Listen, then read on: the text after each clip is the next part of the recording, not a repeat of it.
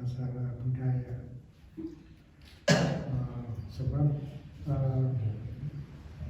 secara realita kan bahwa masalah budaya atau kebudayaan itu ada 3 unsur asasi. Pertama itu ya masalah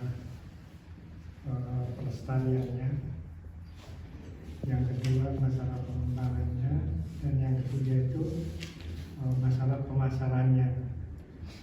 Nah, kenapa ini saya tanyakan?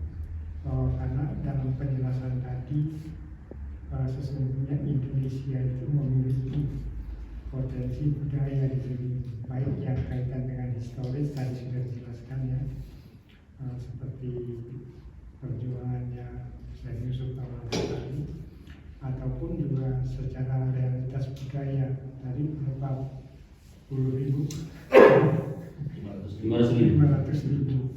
Tentu kan tidak hanya manusia kan, tetapi juga perilaku dan kebudayaannya itu pasti ada yang kaitannya dengan Indonesia.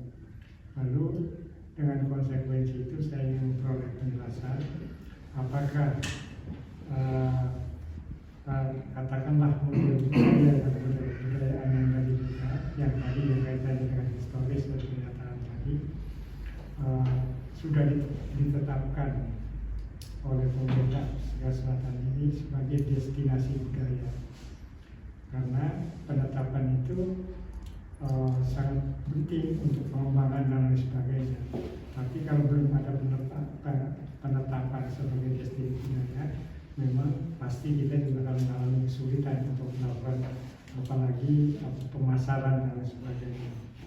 Yang kedua, bagaimana tentang pelestariannya itu. Saya kira ini juga perlu, sebab kami Komite 3 ini kan juga mempunyai masalah-masalah kebudayaan. Dan yang ketiganya tentu itu masalah tadi pemasarannya. Sehingga apabila digambarkan ya bahwa pemasaran tentang destinasi budaya yang tadi sudah jelas hubungannya dengan Indonesia, maka kalau kemudian kita terus lakukan pemasaran, bisa jadi orang-orang Indonesia berbondong-bondong juga untuk berwisata di sini, dan itu efek budayanya saya kira sangat luar biasa. Ditambah lagi mungkin masyarakat negara lain juga berminat gitu. Jadi mungkin itu yang mudah-mudahan dapat dijelaskan dengan 3 hal tadi. Terima kasih.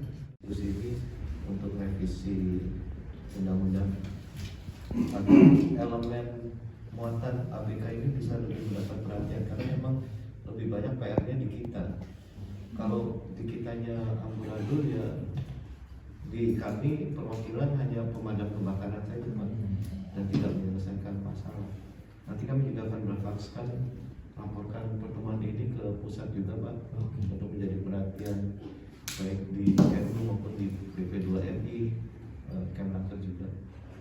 Cape Malay kebanyakan di sini, tidak ada di Pretoria atau di provinsi lain, hanya 500.000 memang.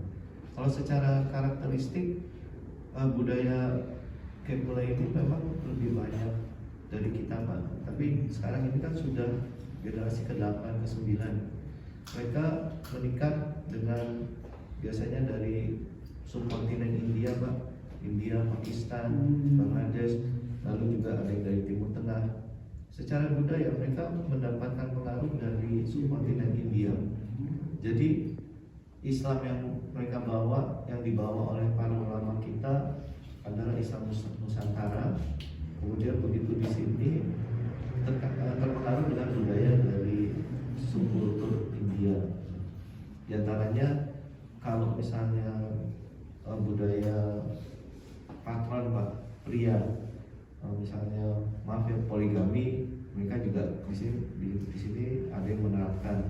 Jadi WNI kita yang menikah dengan warga Cape Malay terkadang terpengaruh dari budaya subkontinen India ini Pak. Nah selain itu juga misalnya bisa kita lihat di sholat Id, budaya mereka adalah kalau kita kan wanita masih bisa ikut sholat Idnya Pak. Di sini wanitanya menyiapkan makanan di rumah. Jadi ada yang bisa ikut, ada yang tidak. Jadi budayanya lebih terpengaruh ke India dari segi makanan juga. Dan yang saya melihat sebetulnya juga kita boleh prihatin karena dari generasi orang tua mereka masih bisa berbahasa Indonesia atau pakainya ya. Tapi kalau begitu anaknya nanti menikah dengan Muslim India akan ikut suaminya, jadi budaya Indonesia-nya hilang. Dan budaya seperti tahlilan, kemudian juga zikir menjelang Ramadan itu perlahan juga mulai hilang juga. Kalau generasi tuanya masih bilang terima kasih, kalau di sini sekarang udah syukron bahasa Arab. Nah itu tugas kami di sini memang untuk tetap bagaimana supaya anak-anaknya itu punya minat untuk meneruskan bapaknya. Kami bergaul dengan Kepolei di sini kebanyakan dari generasi yang sudah sepuh, memang 60 ke atas. Dan saya agak khawatir anak-anaknya tidak punya minat untuk meneruskan. Ini bisa terjadi seperti di Suriname, Pak. Jadi Suriname sekarang sudah simbol-simbol saja, ada wayang, gamelan, tapi anak-anaknya mereka sudah melihat Jawa itu seperti legenda saja, bukan, tidak ada ikatan historis. Ini yang kita coba jaga di Novel Kaledonia, juga Kaledonia baru, kita coba untuk mempertahankan itu. Jadi, dan kendala lainnya secara ekonomi mereka lemah. Tidak ada misalnya pengusaha Kepolei yang signifikan yang bisa mendorong mereka. Informasi Pak, tahun lalu pemerintah Afrika Selatan itu menetapkan 10 makam menjadi warisan nasional.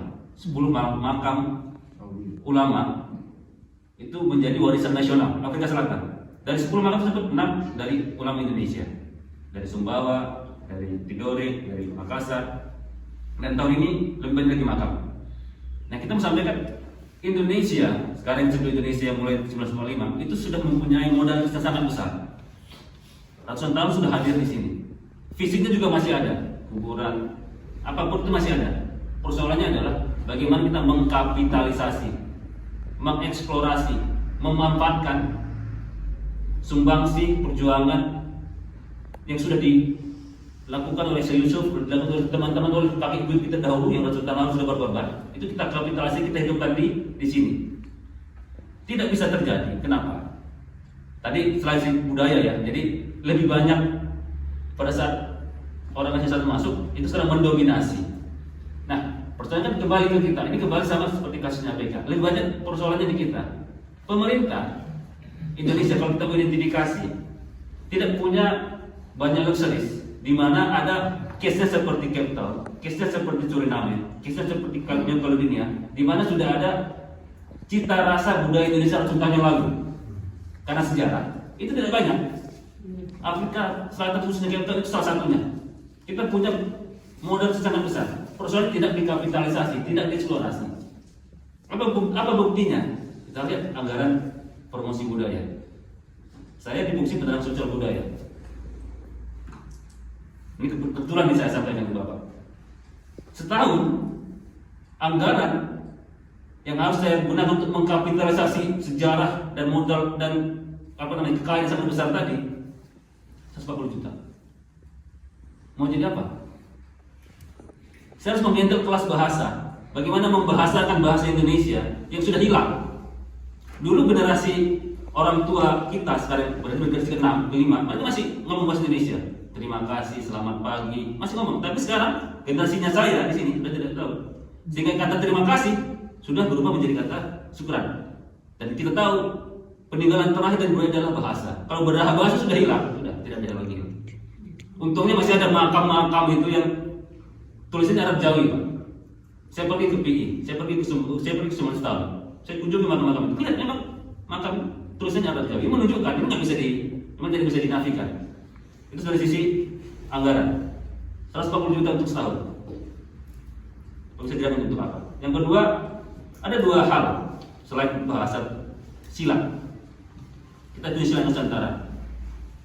Kita beruntung sekali punya Iko Uwais, Cecep Muhyiddin, Cek Rahman, Dia Rudian, duta yang tidak perlu dikreasikan Negara tidak perlu susah payah membuat mereka menjadi pesilat yang kenal dunia. Sekarang sudah dikenal dunia. Saat kemarin kami yang Nuryan di sini. Beliau berangkat tanggal 8, pesawat disambut nanti. Pulang. Apa yang dari silat Nusantara ini, Pak? Datang kami Yayan. Federasi silat di sini tahu kami Yayan. Datang, minta kita buat acara. Sangat semangat 45 ini pesilat-pesilat yang ada di sini. Persoalannya apa? Pak, mana pesilatnya? Mana pelatihnya? Mana pelatih Indonesia? Mana pelatih Indonesianya? Nggak ada, Pak. Ini kesempatan kami sampaikan kembali ke para Dewan yang terhormat atau delegasi terhormat untuk sampaikan ke IFSI. Mereka tanya mana pelatih Indonesia? Jangan sampai nanti sama terjadi di Asia Selatan. Nanti yang masuk silatnya silat bukan dari Indonesia. Padahal mereka tahu akarnya itu Indonesia. Kami sedih. Saya juga sedih. Bagaimana bisa silat orang Indonesia, tapi Indonesia, mana Pak pelatihnya? Kami semangat 45 ini. Tapi mana? Apa yang harus kita lakukan? Nah ini dibutuhkan kolaborasi di kita. Jadi identifikasi yang paling umum adalah masalah itu. Nih, tidak ada kita Pak, di hati kita, di dalam negeri. Pengen tapi rakyat aja satu tadi secara informasi perlu ada seperti ini.